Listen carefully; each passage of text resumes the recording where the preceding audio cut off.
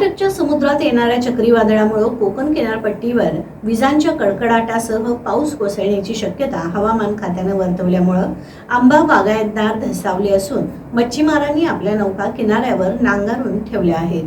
नांगरून ग नांगरून ठेवतात. हा, नांगारून नव्हे, नांगरून.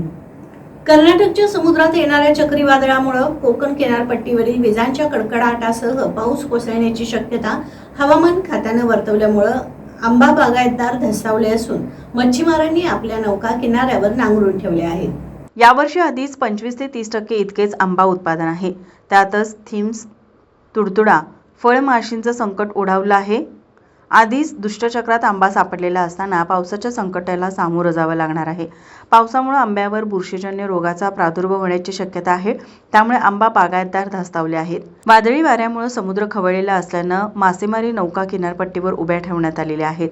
काही नौका समुद्रातून माघारी परतल्या आहेत. मिरकरवाडा, राजीवडा, मिऱ्या, साखरतर, जाकादेवी, कासारवेली, जयगड, नाटे, हरणे येथील बहुतांश नौका सोसायटीच्या वाऱ्याच्या भीतीनं किनाऱ्यावर स्थिरावल्या आहेत.